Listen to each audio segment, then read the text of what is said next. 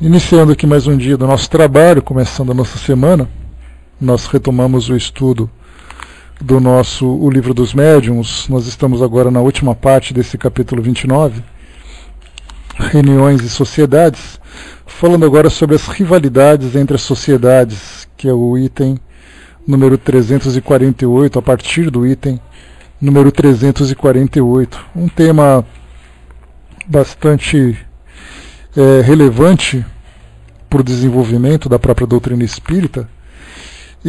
Mas antes nós lembramos, hoje nós celebramos os 145 anos da desencarnação de Allan Kardec, que há um século e meio praticamente retorna ao plano espiritual, dando continuidade no seu trabalho, agora como um dos mentores de todos nós aqui, encarnados, que estudamos e procuramos desenvolver a doutrina espírita através dos nossos estudos, através das nossas atividades. Então, 31 de março, comemoramos essa nossa data. Bom, falar sobre rivalidades entre sociedades, Kardec trazia para nós a realidade daquela época, que é um pouco diferente do que acontece nos tempos atuais, embora nós tenhamos ali alguns pontos ainda que se assemelhem àquela época, mas Kardec lembra principalmente aqui das diferenças que havia entre dois tipos de grupos que estudavam a doutrina espírita naquela época. Aquele grupo que trabalhava em cima das mensagens que recebiam do plano espiritual, e aquele outro grupo que trabalhava com as manifestações físicas, estudando os fenômenos propriamente ditos. E nesse caso nós tínhamos ali os dois grupos que algumas vezes criavam algumas rivalidades, um se acreditando ou um se achando mais importante do que o outro, porque estudavam um determinado aspecto daquilo que vinha do plano espiritual. Então um achava que o intelecto era mais importante, o outro deixava a parte intelectual ou a parte moral em segundo plano, relevando aquilo que vinha como fenômeno. Então, nesse caso, esses grupos acabavam entrando em choque de opiniões e, consequentemente, acabavam trazendo um grande prejuízo. Mas a gente vai ver isso, André, a briga hoje é um pouco mais profunda. A gente vai analisar essas características daquilo que vinha do passado, daquele tempo, e agora daquilo que vem atualmente. Então vamos em frente aqui para o nosso texto. 348, Kardec diz o seguinte: as reuniões que tratam exclusivamente de comunicações inteligentes e as que se entregam ao estudo das manifestações físicas têm cada qual a sua própria missão. Nenhuma nem outras concordariam com o verdadeiro espírito do Espiritismo se quisessem olhar-se com rivalidade. Aquela que atirasse a primeira pedra já provaria, simplesmente por isso, estar dominada por más influências. Todas devem concorrer, embora por vias diferentes, ao objetivo comum, que é a pesquisa e a divulgação da verdade. Seu antagonismo, que seria apenas um efeito da excitação do orgulho, forneceria armas aos detratores, só podendo assim prejudicar a causa que elas pretendem defender.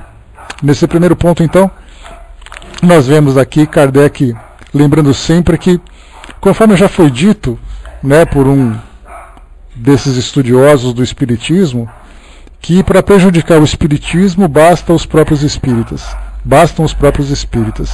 Ou seja, nós ficamos com aquela expectativa de que o Espiritismo sofre muito preconceito perante a sociedade, principalmente as comunidades religiosas, que trazem princípios, filosofias, dogmas diferentes daquilo que nós hoje estudamos, que é a comunicabilidade com os espíritos, a reencarnação, a lei de causa e efeito, enfim, todas aquelas que são as bases da doutrina espírita. Então hoje nós ficamos esperando os ataques daquilo que vem de fora, porque nós temos que nos preparar, porque virão pessoas daquela igreja, daquela instituição, daquela outra religião.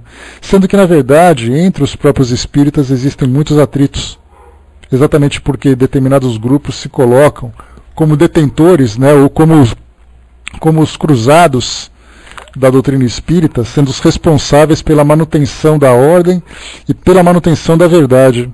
E essa verdade, naturalmente, parte do seu próprio ponto de vista.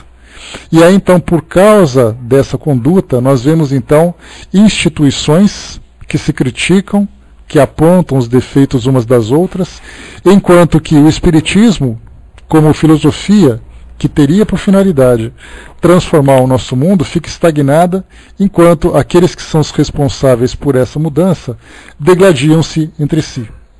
Então, o que Kardec lembra naquela época eram os dois grupos, aqueles dos fenômenos e aqueles dos estudos das mensagens que chegavam do plano espiritual. Como Kardec lembra, a doutrina espírita ela se difunde através de vários caminhos.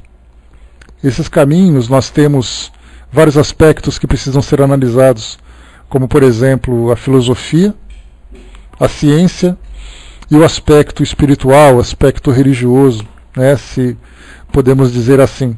Então, uma instituição, ela normalmente se especializa num determinado aspecto pelos seus propósitos, principalmente naquela época, quando o grupo era reduzido. Era ainda um período em que as manifestações estavam acontecendo, as pessoas estavam despertando para essa realidade. Consequentemente, então, cada grupo se interessava por um determinado aspecto. E aí então se aprofundava, se especializava, se dedicava com mais afinco a um determinado tipo de trabalho, a uma determinada tarefa. E aí então começava a se diferenciar das demais, que seguiam um outro caminho. Então, se por um lado nós tínhamos aqueles que analisavam o aspecto científico da doutrina espírita, principalmente se dedicando ao estudo dos fenômenos, nós tínhamos outros que estudavam o aspecto filosófico. E a filosofia era estudada naturalmente através da análise de todos os ensinamentos, de todas as mensagens que chegavam do mundo espiritual. E, consequentemente, também aqueles que tinham um aspecto religioso ou espiritual, moral. Temos também outro grupo que se dedicava a esse tipo de atividade. Então nós vemos ali que, somando-se essas três atividades e todos os grupos procurando sempre manter em equilíbrio esses três aspectos, nós teríamos então, primeiro, a boa formação do grupo naquilo que a doutrina traz para nós da sua forma mais completa, e consequentemente também a propagação desses ensinamentos para a sociedade de um modo geral, para o mundo de um modo geral, da forma mais completa possível. Então, quando um grupo se dedicando a uma determinada atividade se coloca de uma forma especial com relação aos demais, nós vemos muito mais a exaltação do orgulho, ou a excitação do orgulho, como Kardec coloca, do que necessariamente como grande importância. Primeiro porque se aquele grupo deixa de existir, outros grupos terão a incumbência de fazer aquilo que ele faz. Então nenhum grupo podemos colocar como sendo um grupo essencial, um grupo inigualável, um grupo insubstituível. Né? Então, na verdade, nós temos ali a personalidade dos encarnados, a personalidade dos desencarnados também, ou seja, a personalidade, o individualismo das pessoas que se sobressaem sobre os princípios fundamentais da doutrina espírita. Continuando para nós. Estas últimas reflexões aplicam-se igualmente a todos os grupos que possam divergir sobre alguns pontos da doutrina espírita. Como dissemos no capítulo sobre contradições, essas divergências têm por motivo, na maioria das vezes, questões acessórias e até mesmo simples palavras. Seria pueril, portanto, cindirem o grupo, formando outro à parte por não pensarem exatamente da mesma maneira. Haveria ainda coisa pior, se os diversos grupos ou sociedades de uma mesma cidade se olhassem reciprocamente com inveja. Compreende-se a inveja entre pessoas que disputam entre si e podem causar-se prejuízos materiais. Mas quando não há especulação, a inveja ou o ciúme nada mais é do que mesquinha rivalidade provocada pelo amor próprio. A gente lembra que amor próprio nada mais é do que orgulho, né? Era uma expressão que era bastante utilizada naquela época. Como não pode haver, de maneira alguma, uma sociedade que possa reunir todos os adeptos, as que realmente desejam propagar a verdade, que tem um objetivo exclusivamente moral, deve ver com prazer o aparecimento de novos grupos, e se houver concorrência entre eles, deve ser apenas uma emulação no campo do bem. Aquelas que pretendessem estar na posse exclusiva da verdade, deveriam prová-lo tomando por divisa amor e caridade, porque essa é a divisa de todo verdadeiro espírita. Querem elas se vangloriar da superioridade dos espíritos que a assistem? Que o provem pela superioridade dos ensinos que recebem e pela prática dos mesmos. É esse o critério infalível para se distinguir as que estão no melhor caminho. Bom, até aqui, antes da gente continuar, cabe agora a gente fazer aquela atualização dessa ideia dos tempos atuais. Hoje nós temos os centros espíritas que apresentam determinado perfil. O que significa isso? Que cada instituição, de acordo com o interesse dos seus dirigentes, dos seus frequentadores, acabam se dedicando a um determinado tipo de tarefa. Pode ser, por exemplo, a tarefa da cura, pode ser a tarefa da psicografia, pode ser a tarefa de grupos de estudos, enfim, pode ser qualquer tipo de grupo. Então cada uma vai se especializando, né? Nós temos aqueles que trabalham muito mais dedicados com a parte assistencial, né? Com a manutenção de centros de acolhimento de pessoas que trazem necessidades ou prestam serviços, enfim, cada um com o seu tipo de tarefa. Então o que Kardec lembra aqui para nós é que o trabalho se torna completo, né, quando nós conseguimos encontrar a doutrina espírita sendo difundida e sendo compreendida em toda a sua plenitude, né, em toda a sua completude. E aí então o que nós observamos hoje é que algumas instituições se colocam nos tempos atuais também como rivais nos grupos de estudos. E o que Kardec não tinha naquela época, que ele dizia, os grupos devem estudar ou os fenômenos ou as mensagens que chegam do plano espiritual. Hoje nós temos um elemento a mais, que é um elemento bastante polêmico, que são os livros que nós estudamos. Nós vemos hoje instituições que aceitam obras, por exemplo, espiritualistas, como diz Ibe Gasparetto. Temos outros que estudam obras, como por exemplo de André Luiz, Joana de Ângeles, Emmanuel. Tem outras que se dedicam exclusivamente às obras de Allan Kardec. E nós percebemos que esses livros se tornaram também alvos de grandes controvérsias entre essas instituições. Ao frequentarmos uma instituição que estuda determinado tipo de livro ou que faz a divulgação de determinado tipo de livro, ele se torna para nós um critério de avaliação sobre a validade daquele grupo, se aquele grupo tem um trabalho bom ou um trabalho ruim, de acordo com a obra que ele estuda. E o que Kardec coloca para nós aqui, e essa é uma orientação que ele fazia, que era quase como uma previsão que nós podemos observar aqui, que a grande divisa que deve ser observada em todas as instituições, sem exceção, é exatamente a do amor e da caridade. E nós observamos que essas obras que são estudadas acabam sendo criticadas, acabam sendo denegridas e combatidas por outros grupos. Se nós voltarmos no passado, a gente vai se deparar, como a gente já estudou, aqui no nosso livro Obras Póstumas, né, que nós vamos estudar amanhã, a gente fala sobre o Auto de Barcelona, quando a intolerância da Igreja, na época da Inquisição, né, do famigerado Tribunal do Santo Ofício, queimou os livros da codificação por não aceitá-los dentro dos seus princípios. Hoje, de certa forma, nós observamos dentro da doutrina espírita uma conduta semelhante. Embora não tenhamos fogueiras armadas em praças públicas, nós vemos hoje nas fogueiras da vaidade os livros sendo queimados por aqueles grupos que não concordam. Isso porque, quando se fala sobre uma descrição do plano espiritual, alguns livros trazem alguns relatos, outros livros não trazem. Alguns grupos aceitam, outros grupos não aceitam. E nós nos esquecemos do princípio fundamental do Espiritismo, que é a transformação moral do ser humano.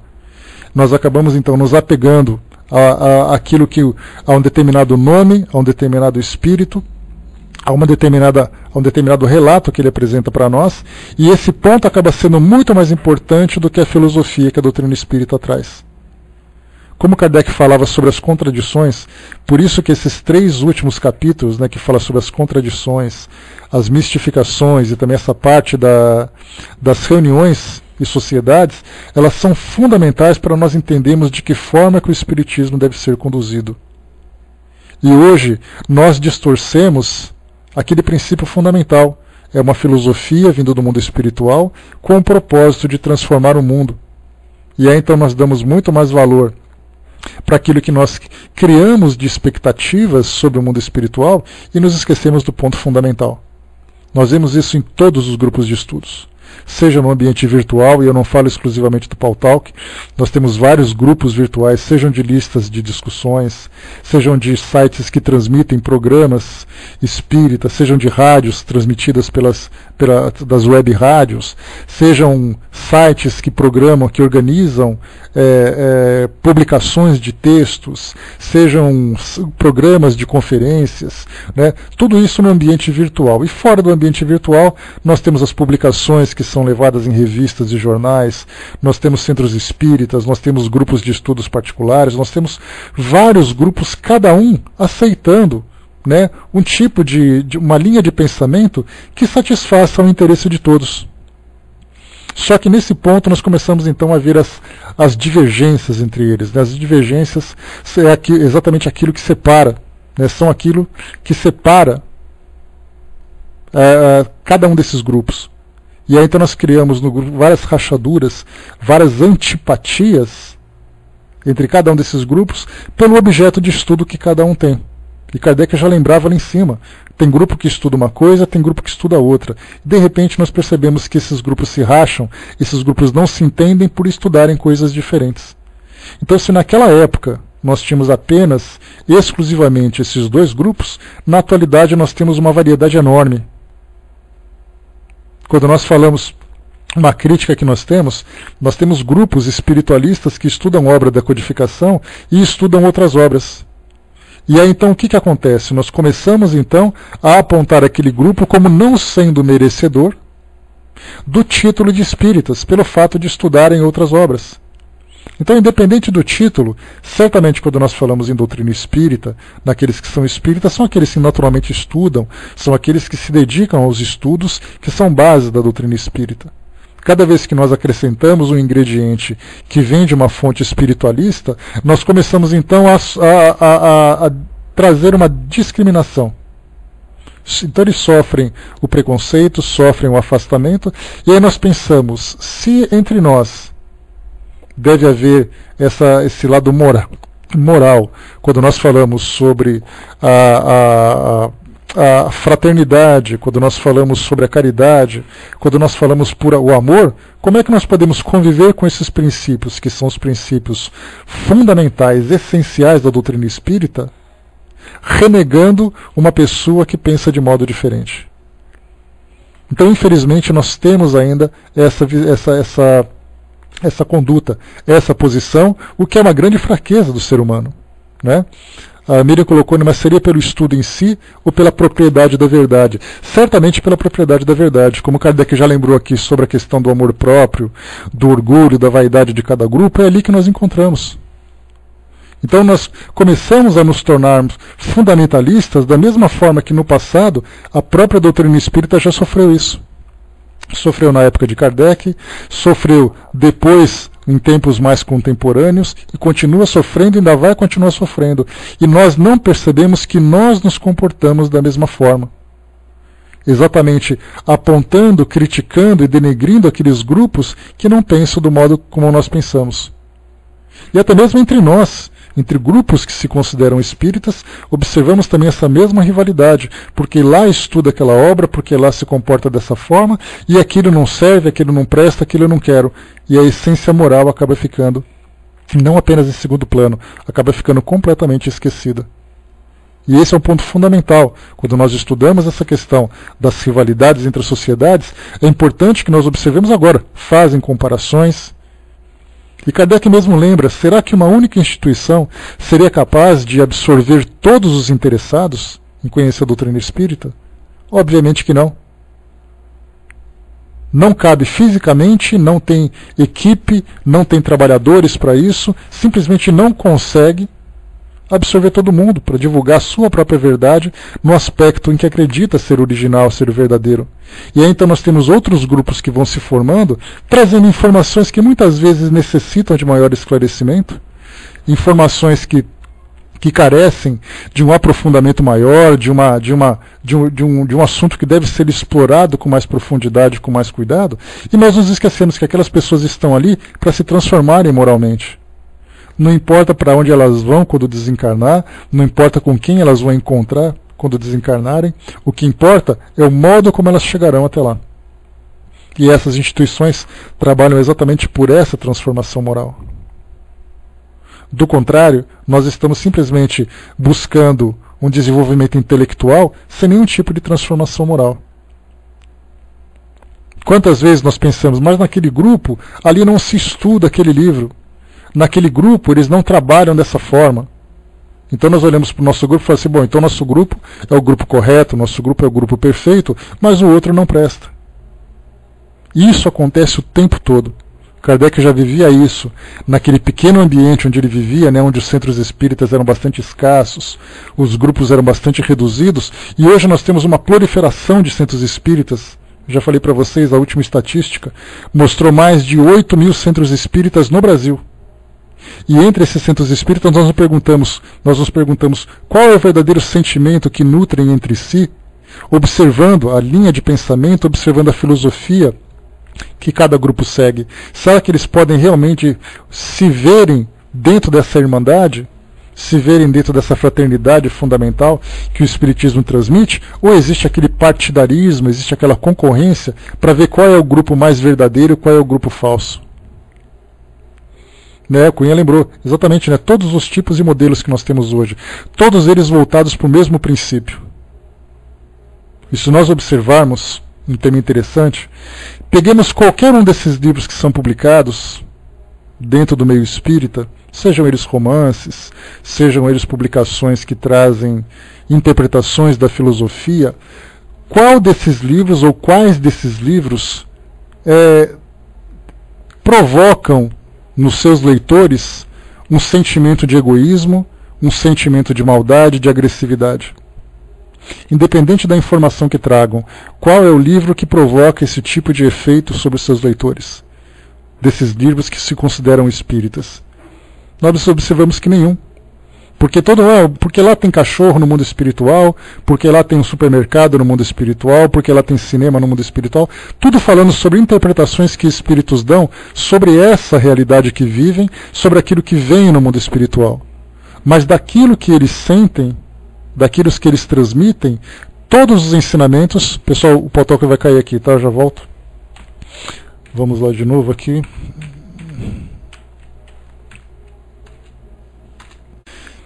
Então falávamos sobre essa questão das diferenças entre esses grupos.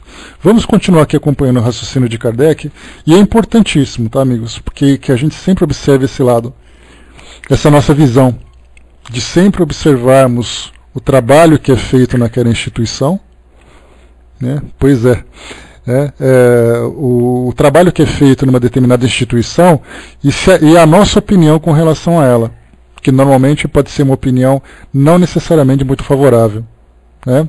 A Leila lembrou aqui, né, quem tem a pretensão de se crer na única verdade, né, é que devemos estar atentos, né? E a Mira lembrou, mas o fato... Só um instantinho... Né, mas o fato de serem espiritualistas não significa que no futuro não tragam informações que façam parte da universalidade das ideias.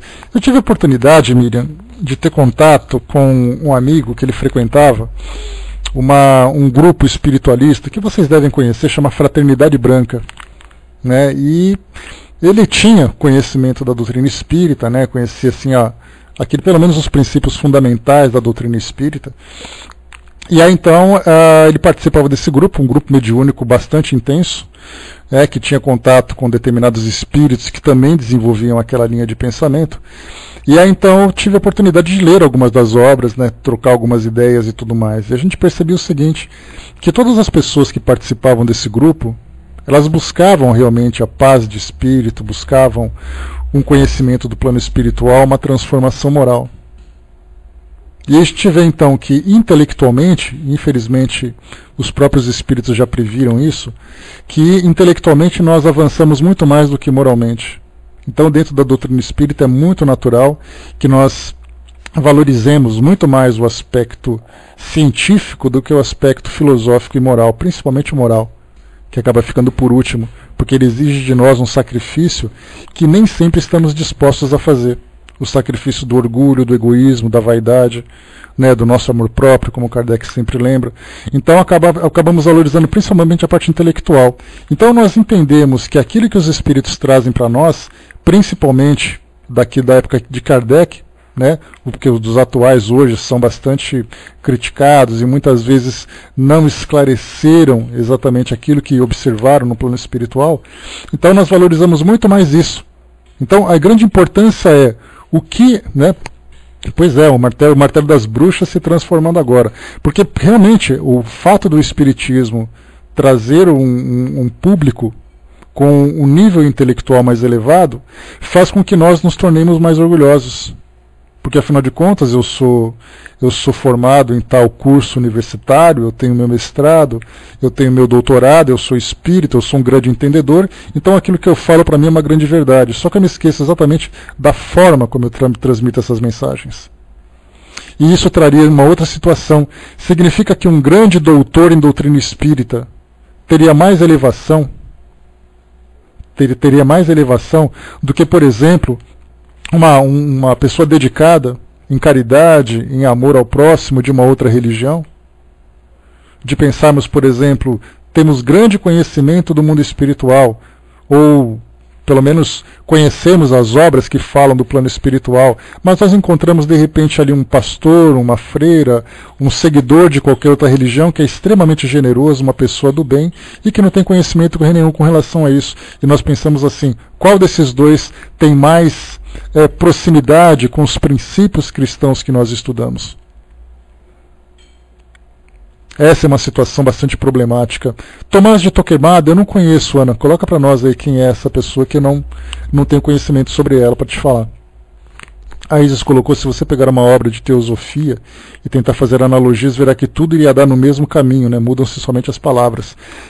Em termos de filosofia, nós podemos pegar a teosofia, podemos pegar a Seishonoye, podemos pegar o budismo, podemos pegar o cristianismo interpretado pelo catolicismo, pelas religiões evangélicas, e nós percebemos como o próprio Kardec já trouxe para nós. O Kardec trouxe isso na introdução do Evangelho segundo o Espiritismo. Vamos estudar os ensinamentos morais do cristianismo, porque o resto não tem importância. E nós colocamos o Evangelho segundo o Espiritismo de lado e estudamos apenas aquilo que é ciência para nós. E por que ele teve essa preocupação? Exatamente por isso. Porque quando se fala sobre transformação moral do indivíduo, que é o que todo mundo busca, nós simplesmente nos esquecemos que nós dependemos desses valores. O Armando colocou, né, o movimento espírita está cheio de doutores em várias áreas que acham saber tudo sobre o espiritismo, né, e aí vem bobagem, né, basta ver vídeos do YouTube de todos os lados, Armando, de todos os aspectos. A gente já viu de tudo, desde aqueles que são mais radicais com relação a algumas opiniões, aqueles que são mais abertos com relação a outras. Então, quando se fala com esse ar de autoridade, o próprio ar de autoridade já demonstra que moralmente nós estamos distantes dessa realidade. Então, primeiro temos que admitir que nós não sabemos quase nada do plano espiritual. Tudo aquilo que nós sabemos dizem respeito a relatos que os espíritos trouxeram. Então isso mostra que nós sabemos quem falou, mas nós não vimos com os nossos próprios olhos, pelo menos de um modo geral, né? Salvo aqueles que são médiuns que têm essa oportunidade. Mas de um modo geral nós não temos esse conhecimento. Então, na verdade, nós nos consideramos catedráticos na opinião dos espíritos. E é importante nós desenvolvermos em nós essa humildade de reconhecermos que nós temos muito pouco conhecimento sobre isso, né? Deixa eu ver aqui. O Haroldo Dutra Filho, né, ele tem Dutra Dias, né, ele tem um conhecimento assim, do Evangelho bastante profundo, ele e outros trabalhadores que gostam de realmente estudar, né? Deixa eu ver aqui, né? A Roberta colocou, né, o que Emmanuel fala, né? Não adianta estudar, precisamos nos evangelizar, né? Viver o evangelho, né? Tudo, né? Porque não adianta só estudar, né? Não foi isso que ele quis dizer. Ele disse, não adianta somente estudar. É preciso também nos evangelizarmos e vivenciarmos isso, né? Então, por isso que nós temos que pensar, né? Então, mais uma vez, Armando, ele não disse não adianta estudar, ele disse não adianta somente estudar. Foi isso que ele quis dizer. Então, temos que observar sempre isso, essa rivalidade, esse sentimento de animosidade que nasce entre nós, pelo fato de nós observarmos opiniões diferentes sobre realidades, entre aspas, materiais do mundo espiritual, nos esquecemos da questão moral. Então, por isso que quando Kardec fala sobre as dificuldades que nós observamos por causa das rivalidades entre as sociedades, fazem com que nós criemos exatamente aquilo que nós procuramos combater dos ataques que recebemos de fora. Então a doutrina espírita e nós nos orgulhamos muito disso, felizmente, é uma filosofia que faz com que nós quebremos qualquer preconceito com relação às outras religiões. Então, se nós chegamos num ambiente, se você é convidado para participar de um culto, de uma missa, de um ritual, e se você estiver disposto aí, você vai com maior boa vontade, porque você não tem preconceito com relação àquilo, você não tem por que rejeitar aquilo. Você simplesmente vai por cortesia, por afinidade, por amizade, por respeito, mas você não tem aquele sentimento de animosidade. Se você convidar alguém, por exemplo, olha, você quer ir lá no meu centro espírita? A pessoa fala, Deus me livre, eu não vou naquele lugar. Então o Espiritismo traz em nós esse sentimento de aceitação natural da visão de outras pessoas. Mas, se nós percebemos, veladamente nós não aceitamos as nossas próprias opiniões. Você é capaz de conversar naturalmente com o evangélico, mas você não consegue conversar com o espírita pelo fato dele ler obras diferentes, dele ter uma opinião diferente. Isso é algo que existe dentro de nós, que nós mascaramos, fazendo de conta que não existe, e isso existe claramente. Por isso, então, a grande questão é nós sempre colocarmos como um ponto fundamental o estudo moral do Espiritismo. Tudo aquilo que vem como informação, e são informações, né, das informações que chegam, se elas forem contraditórias, nós temos que colocar aquele selo necessita de maior aprofundamento. Porque se eu tenho uma opinião e o outro tem uma outra opinião, e isso não se tornou claro para nós, é porque existe uma carência de informação. Então precisamos trabalhar com cuidado para aprofundar os nossos estudos, para buscar outras fontes de informação, para esclarecer esse assunto. Então nós brigamos, na verdade, por pontos que não estão esclarecidos. Nós nos apegamos, né, com aquela paixão, com unhas e dentes, como se aquilo fosse uma verdade absoluta. Se fosse uma verdade absoluta, não teria discussão. Como Kardec lembra, né, quando ele fala sobre axiomas, aquilo que é um axioma não é tema de discussão. Ele é um fato. Falarmos, por exemplo, de mediunidade. Não discutimos quem tem ou não tem mediunidade, mas nós falamos assim, a mediunidade é uma realidade dentro do Espiritismo? É, então ninguém discute. Agora, quando fala sobre realidades do plano espiritual, isso é um fato? Para uns é fato, para outros não é. Significa que esse assunto não está esclarecido. E aí, então, se ele não está esclarecido, é importante que nós desenvolvamos essa sensibilidade de estudarmos com tranquilidade, com naturalidade, e não ficarmos combatendo por coisas que nós não temos certeza. Conversar, por exemplo, com o ufólogo radical, ele vai dizer para você, vai gritar com você, vai discutir com você para dizer que tem disco voador. Aí você fala, então me mostra um disco voador. Aí ele vai falar, mas fulano viu, o outro fulano tirou uma foto. Não, não é o suficiente, eu quero ver. No Espiritismo é a mesma coisa. Ah, mas tem isso no plano espiritual, não tem aquilo no plano espiritual. Então me prova. Me prova que tenha e me prova que não tenha. Nós não temos como provar. Só que infelizmente nós nos apegamos a isso. Se alguém que gosta de estudar uma determinada obra, porque acha que aquela obra vai trazer para ele uma esperança de um futuro melhor, vai trazer para ele uma transformação moral, que ele seja muito feliz estudando. Nós buscamos a nossa felicidade por uma outra linha de pensamento. Então é essa animosidade que nós temos que tirar de dentro de nós. Claro que a gente nunca vai conseguir transformar a doutrina espírita ou todos os centros espíritas a partir da nossa própria opinião. E obviamente que o Espiritismo não diz isso. Ele diz que se você utilizar a sua opinião para se transformar, você já conseguiu uma grande vitória. Então nós temos que observar que todos os grupos, embora pensem de modo diferente, todos eles buscam a mesma coisa. São pessoas de bem, são pessoas que têm esse propósito de elevação. Se ele acredita que vai encontrar cachorro, vai comer cachorro quente no plano espiritual, isso é um problema dele, ele vai viver isso quando ele chegar do outro lado. Mas agora o que ele faz com esses princípios que ele recebeu? Ele é uma pessoa que traz para nós valores condizentes com os princípios cristãos em que se baseia o Espiritismo. Se o Wagner vai encontrar cappuccino do plano espiritual, toma seu cappuccino, o Wagner, não tem problema. Então é isso, nós estamos focando a nossa atenção num ponto errado. Nós estamos interpretando o Espiritismo por uma perspectiva equivocada, por uma perspectiva limitada e personalista. Porque o ponto essencial dela é exatamente fazer isso.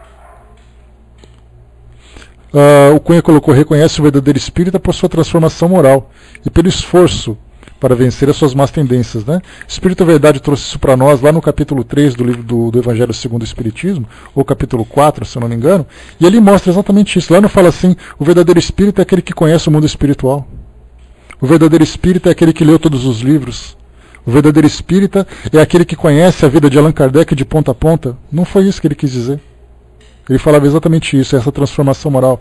Porque a ignorância nós dissipamos com esclarecimento. Agora, o egoísmo, ele é mais difícil de se quebrar. Se você diz assim: eu não acredito nisso, a partir do momento que você encontrar alguma coisa contrária à sua descrença, você passa a acreditar. Agora, dentro de si mesmo, transformar esses valores, e isso não se muda de uma hora para outra. E isso nós podemos levar durante várias e várias e várias encarnações, arrastando esse mesmo tipo de rigidez moral ou rigidez imoral, sem conseguirmos crescer em virtude da nossa limitação. A gente tem aquela parte, né, da história de Jesus, quando ele retornou após ali a sua ressurreição, né, ou como a gente conhece no Espiritismo, a sua materialização. Ele então se apresentou ali a alguns dos seus apóstolos e alguns amigos, e aí então o coitado do Tomé acabou ficando, né, sofrendo ali o preconceito, né, dizendo que ele tinha que ver para crer. E aí então ele ficou como vilão dos apóstolos, né, porque todo mundo acreditava sem ver, e ele não acreditava se não visse. Sendo que na verdade ele continuava sendo a mesma pessoa que trabalhava em prol dos ensinamentos de Jesus, embora tivesse uma necessidade mais direta para conhecer, para compreender alguma coisa. Ou seja, intelectualmente ele necessitava de um esclarecimento mais direto. Mas isso não o transformava numa pessoa ruim. As passagens que nós vemos quando Jesus o repreende, dizendo assim para ele, né, que todo mundo acreditou sem ver e você teve que ver para quê, dá aquela ideia de que Jesus acabou expulsando do grupo dos apóstolos. E na verdade não. Chamou a atenção dele exatamente para a questão da fé, mas não o transformou numa pessoa inferior, moralmente inferior. É nisso que nós temos que observar. Né? Deixa eu ver aqui. Pois é, Ana, infelizmente a gente acaba observando isso também. Né? A visão da nossa aproximação com Kardec nos torna muito mais espíritas do que outros, sendo que na verdade nós temos que compreender que o próprio Kardec nunca se viu como detentor da verdade, falava exatamente sobre tudo aquilo que a doutrina espírita evoluiria e quanta coisa viria para que nós conhecêssemos. Continuando aqui os ensinamentos que Kardec passa para nós, vamos em frente aqui. Ele diz assim: agora ele já fala sobre aquilo que os espíritos incitam, né, sobre aqueles que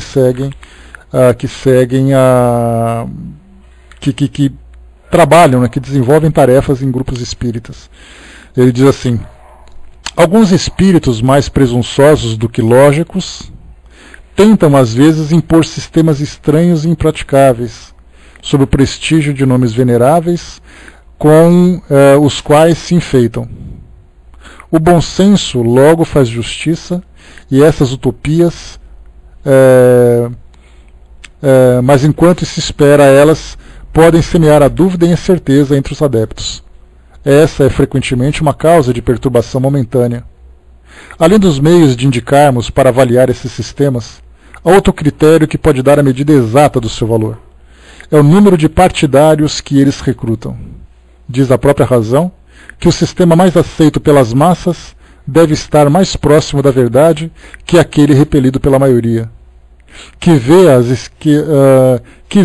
as suas fileiras se desfalecerem, tende assim, por acerto, que os espíritos que repelem o exame de seus ensinos é porque compreendem a fraqueza dos mesmos. 350, continuando aqui para nós. Se o Espiritismo deve, como foi anunciado, realizar a transformação da humanidade, só poderá fazê-lo pelo melhoramento das massas, o qual só se dará gradualmente, pouco a pouco, pelo melhoramento dos indivíduos. Que importa crer na existência dos espíritos, se essa crença não tornar melhor, mais bondoso e mais indulgente para com seus semelhantes, mais humilde, mais paciente na adversidade, aquele que a adotou? De que serve ao avarento ser espírita se continuar sendo avarento? Ao orgulhoso se continuar sempre cheio de si? Ao invejoso se permanecer sempre ciumento? Todos os homens poderiam crer nas manifestações como vemos, e a humanidade continuar estacionária. Mas não são esses os desígnios de Deus. É com um fim providencial que devem agir todas as sociedades espíritas sérias, agrupando em seu redor todas as que têm os mesmos sentimentos. Então, haverá união entre elas, simpatia e fraternidade, e nunca um vão e pueril antagonismo provocado pelo amor próprio, mais que palavras que de razões. Então, elas serão fortes e poderosas, porque apoiadas numa base inabalável, o bem para todos. Então elas serão respeitadas e imporão silêncio às tolas zombarias, porque falarão em nome de moral evangélica respeitada por todos. Esta é a via pela qual nós temos esforçado, para levar o Espiritismo. A bandeira que arvoramos bem alto é a do Espiritismo cristão e humanitário, em torno da qual somos felizes de ver desde já tantos homens se juntarem em todos os pontos da terra, porque compreendem que está nela a âncora de salvação e salvaguarda da ordem pública, o signo de uma nova era para a humanidade. Convidamos todas as sociedades espíritas a participarem dessa grande obra. Que de um extremo do mundo ao outro, elas se estendam a mão fraterna e assim apanharão o mal nas malhas de uma rede inextricável. Bom, vimos aqui então nesse capítulo, ele é um capítulo breve, mas que certamente suscitaria aqui muitas discussões, muitos debates, porque realmente nós vemos que a doutrina espírita ela acaba sendo interpretada no seu conteúdo intelectual de várias formas diferentes. Isso de acordo com a linha de pensamento que possui. Nós tivemos aqui na semana passada, no nosso tema livre, a oportunidade de estudarmos várias psicografias. Psicografias que falavam sobre a condição de muitos espíritos no plano espiritual. Traziam para nós ali pontos que são importantes para o nosso entendimento, para o nosso aperfeiçoamento, para o aprofundamento daquilo que nós, na teoria, acabamos desconhecendo bastante na prática, né? Então, dessa forma, nós vemos que, através daquelas mensagens, nós tivemos um diálogo, digamos assim, apesar de ser um monólogo, né? Mas nós tivemos assim a oportunidade de ouvir os espíritos. E a doutrina espírita nós fazemos através daquilo que nós ouvimos dos espíritos, seja estudando aquilo que eles fazem, para que nós possamos autenticar ou rejeitar, mas sempre ouvindo os espíritos. O que nós temos feito ultimamente são interpretações de encarnados sobre aquilo que os espíritos trazem. Nós valorizamos muito mais um autor que faz uma interpretação da doutrina espírita do que valorizarmos a nossa própria interpretação. Naturalmente que nós encontramos companheiros de jornada na doutrina espírita que são bastante estudiosos e, consequentemente, trazem uma bagagem que merece o nosso respeito.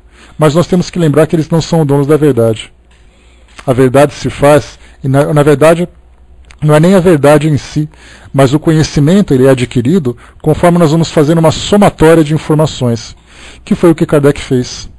Nós podemos observar que Kardec nunca determinou como verdade absoluta aquilo que recebeu do plano espiritual. mas ele foi juntando o depoimento de vários espíritos, utilizou aquele formato do controle universal dos ensinamentos dos espíritos, ou seja, vários espíritos falando sobre a mesma coisa.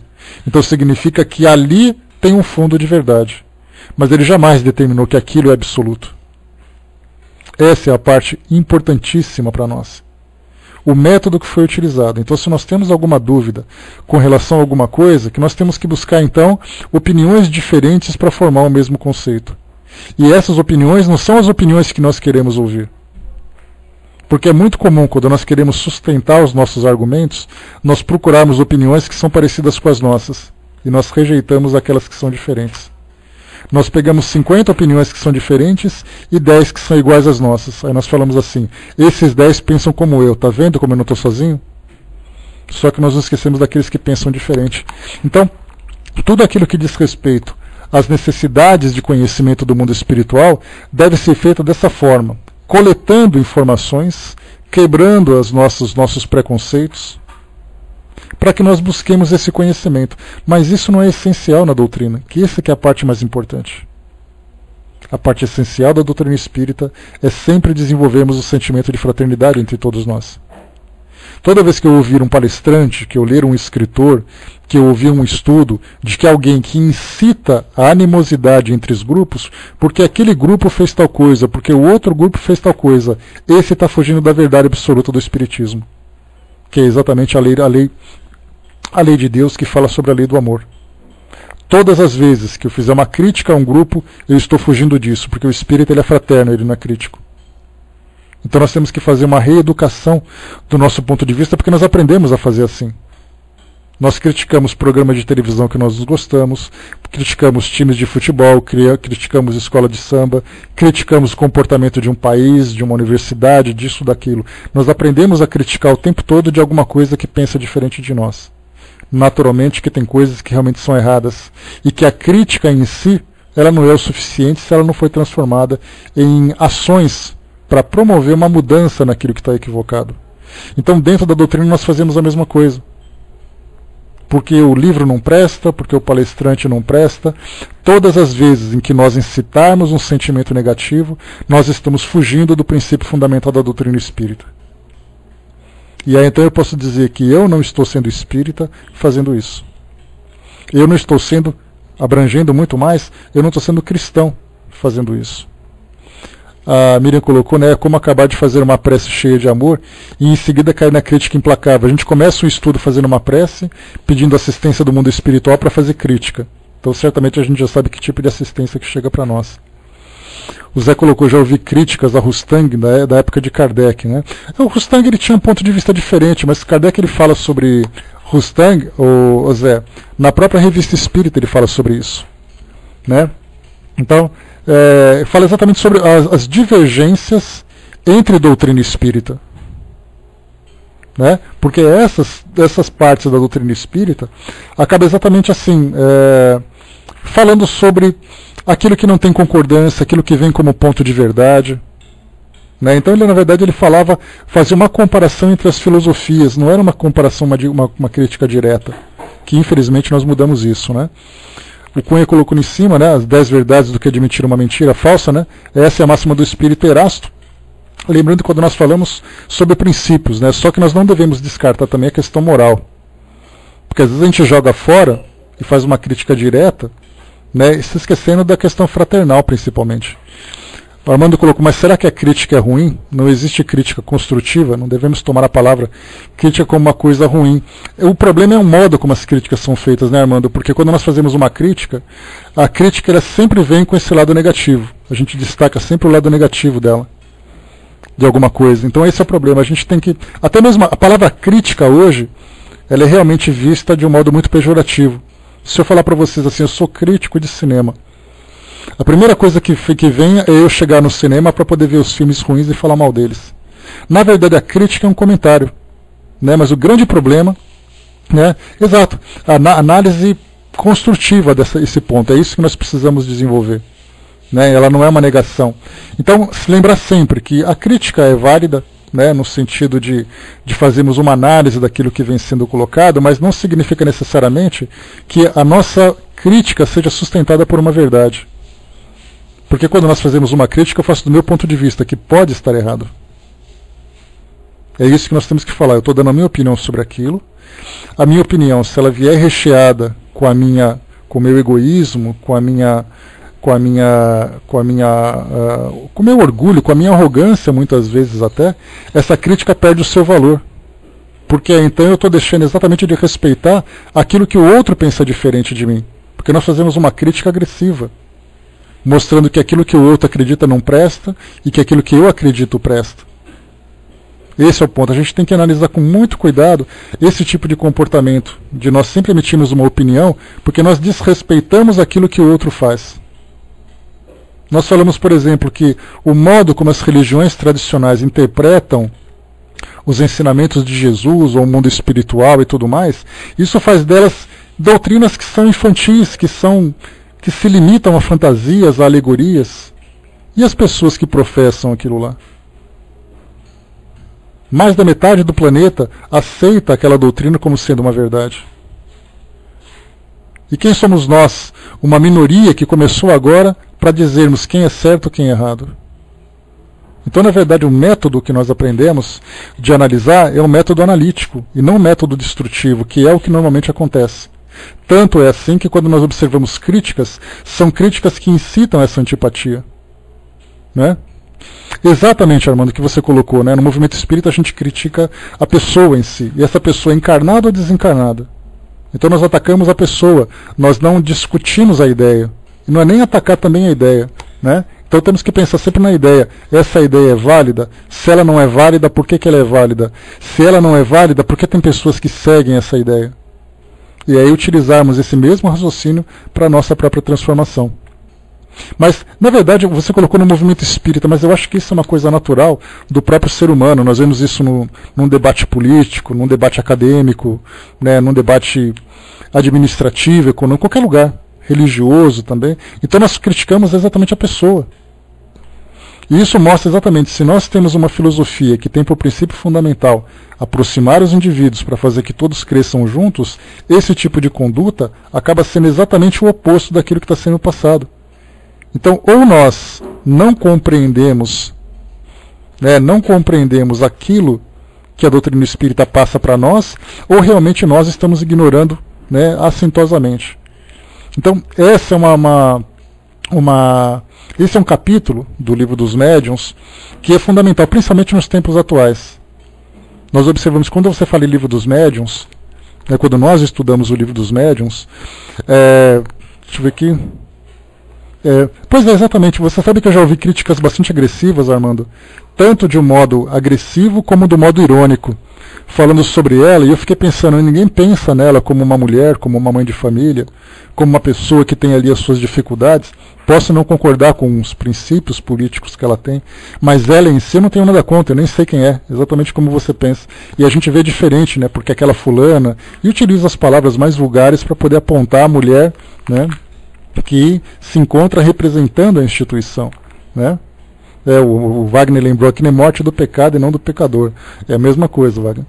Então, o que nós vemos no Livro dos Médiuns é uma grande sede de conhecimento que nós temos para compreender exatamente de que forma que a doutrina espírita se comunica com o mundo espiritual. E é realmente fascinante. A gente teve a oportunidade de estudar esse livro e a gente viu quanto conhecimento chegou.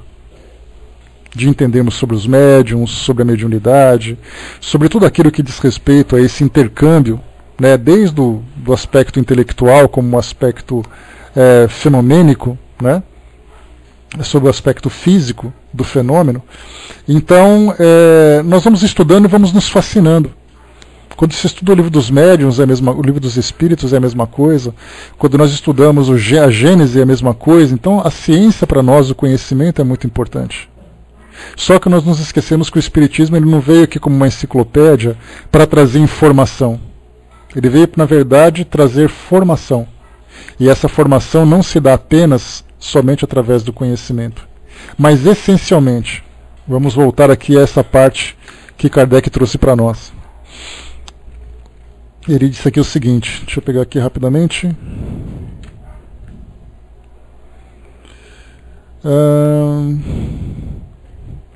Aqui na questão, no item 350, ele fala, né, se o Espiritismo deve, como foi anunciado, realizar a transformação da humanidade, só poderá fazê-lo pelo melhoramento das massas, o qual só se dará gradualmente, pouco a pouco, pelo melhoramento dos indivíduos. Então, se nós utilizamos a doutrina espírita como arma de ataque, como arma de destruição, certamente ela não vai fazer aquilo que teve que fazer. E não por causa da sua filosofia, mas por causa daqueles que seguem essa filosofia de um modo equivocado. Basta a gente pensar, guardadas as devidas proporções, quando se estuda sobre o islamismo, tudo aquilo que ele traz como transformação do indivíduo, apesar da sua rigidez, apesar das suas ideias que são bastante diferentes da nossa cultura, ele tem esse mesmo propósito. Mas nós temos aqueles que fazem uma interpretação equivocada e acabam utilizando essa ideia como uma arma de destruição em massa. E destroem, de fato, através de atos terroristas, através de medidas radicais e tudo mais. No Espiritismo, se nós não tomarmos cuidado, nós vamos chegar por esse mesmo caminho. Claro que não de um ataque físico destrutivo direto, mas moralmente nós fazemos isso através do constrangimento, através da humilhação. Porque é uma característica nossa, né, de acharmos que somos os donos da verdade, os trabalhadores da última hora. Só que os trabalhadores da última hora usam camisas de várias cores, não só da cor que nós escolhemos. Nós temos trabalhadores espalhados pelo mundo todo. Não apenas dentro do cristianismo, não apenas dentro do mundo ocidental, mas em todas as partes do mundo nós temos pessoas que constroem obras sustentadas por essas leis universais que nós procuramos compreender. Então não somos nós os trabalhadores da última hora. Todos os trabalhadores são aqueles que se dedicam de fato a essa transformação, começando por esses valores que devem ser demonstrados na prática no mundo hoje. Então, observemos o modo como interpretamos a doutrina espírita, o modo como nós observamos a nossa relação com outros espíritas que têm pensamentos diferentes. Temos que ter muito cuidado. Todo comentário que nós fazemos, toda crítica que nós fazemos, nós não apenas atingimos a ideia, mas nós atingimos aqueles que também aceitam essa ideia. Então, se eles aceitam essa ideia, é porque eles têm os seus motivos. Nós temos que nos preocupar com os nossos motivos, não com o motivo dos outros.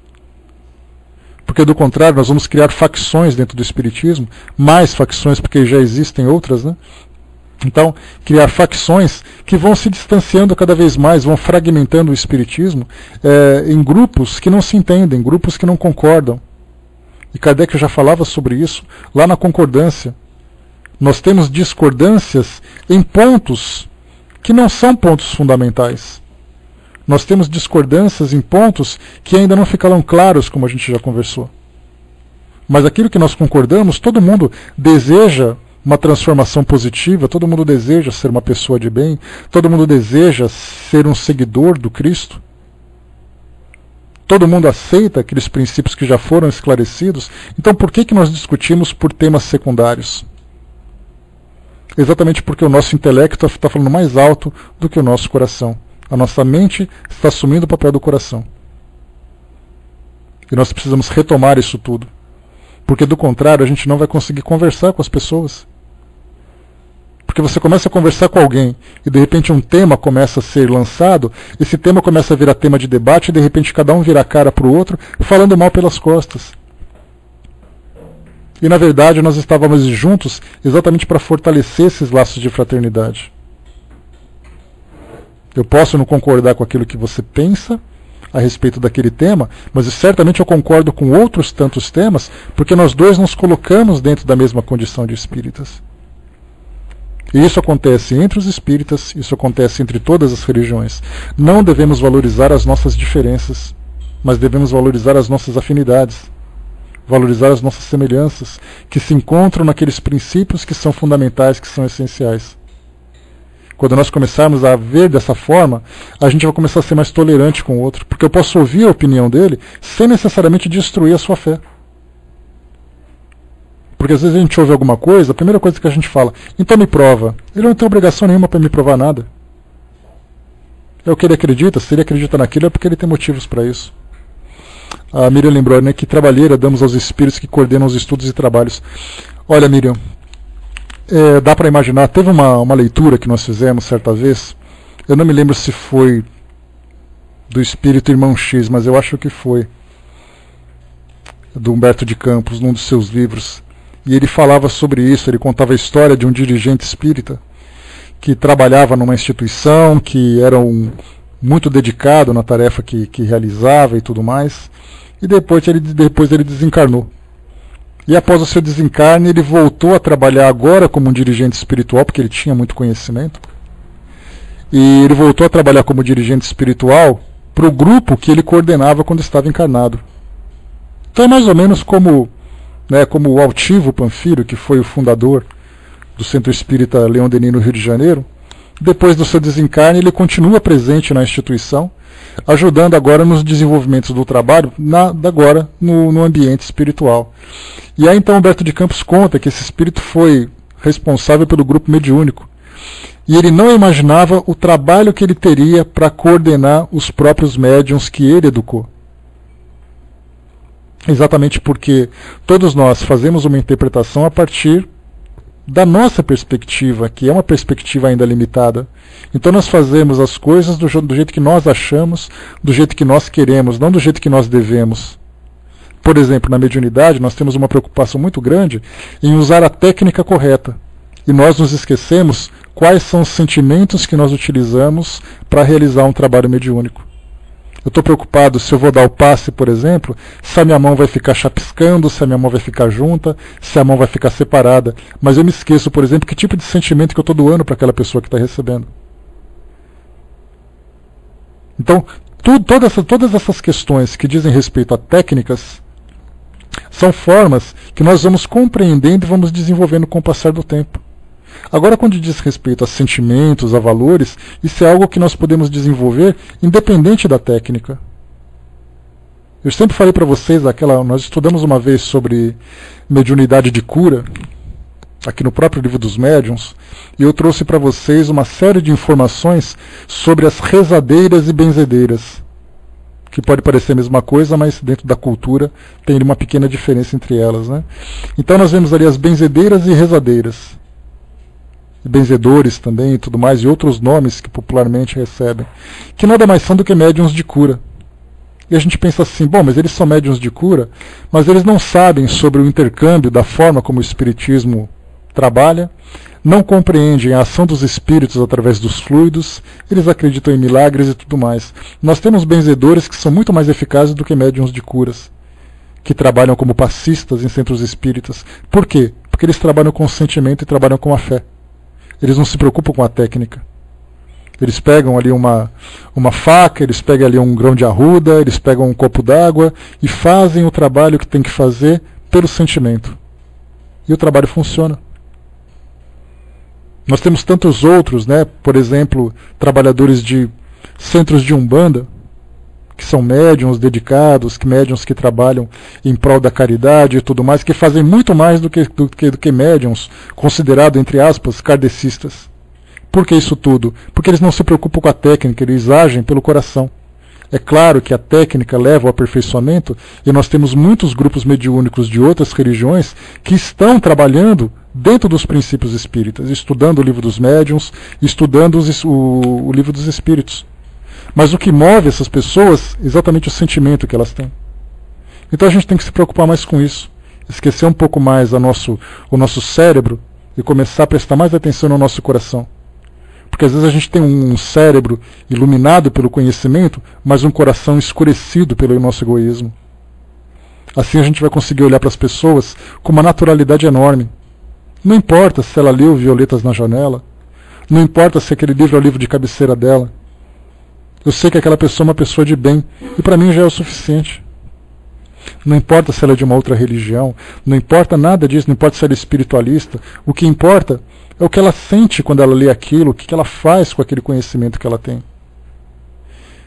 E com o tempo, a verdade vai se esclarecendo. Com o tempo, a verdade vai se tornando patente para todos nós, até mesmo para nós que somos estudantes da doutrina espírita. Não vou nem dizer estudiosos, porque ser estudioso é algo que vai muito além da nossa capacidade. Nós somos meros estudantes. Mas temos que estudar com o coração, não estudar somente usando o cérebro. Porque a doutrina espírita ela não é apenas intelectual. Eu não estou estudando engenharia. Eu estou estudando filosofia espiritual. E para isso, só o cérebro não basta. A Miriam colocou, até porque certas técnicas não passam de vícios criados por nós mesmos, né? São questões de achismos, né?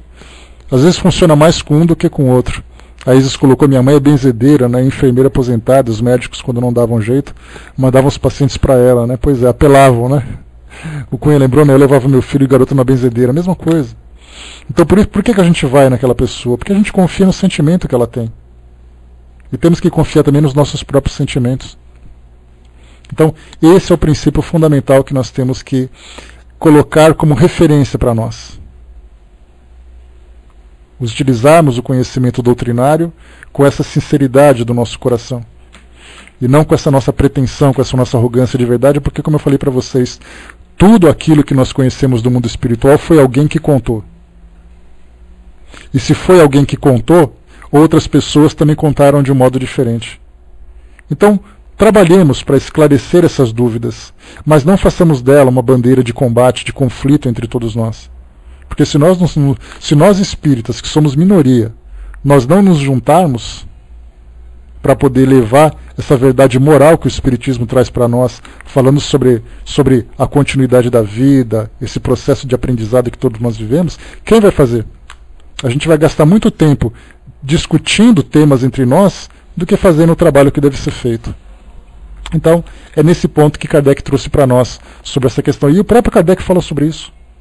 Não são palavras minhas, não. O que eu estou fazendo estou usando só as minhas palavras para dizer aquilo que ele falou.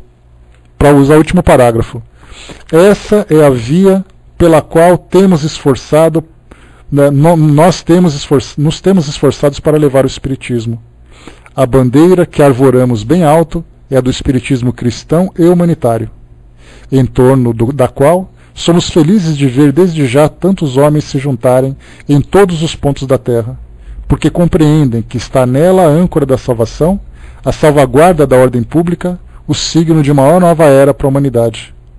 Convidamos todas as sociedades espíritas a participarem dessa grande obra, que em um extremo do mundo ao outro elas se estendem a mão fraterna e assim apanharão o mal nas malhas de uma rede inextricável. Então esse é o ensinamento que a gente tem para estudar hoje. E nosso próximo estudo vai ser o capítulo 30, falando sobre o regulamento da Sociedade Parisiense de Estudos Espíritas, fundada no dia 1º de abril de 1858. Amanhã comemora-se, né, mais uma a fundação da Sociedade Parisiense, né? Então, amanhã a gente vai estudar o regulamento para ver como funcionava. Aqui já é uma parte mais técnica, né, uma parte mais teórica, a parte legal da sociedade, legal no sentido legislativo, né, no sentido de lei, do funcionamento da Sociedade Parisiense. Então, e terminando esse livro, terminando esse capítulo 30, a gente vai então começar o livro Depois da Morte, obra de Leon Denis. Bom, eu vou passar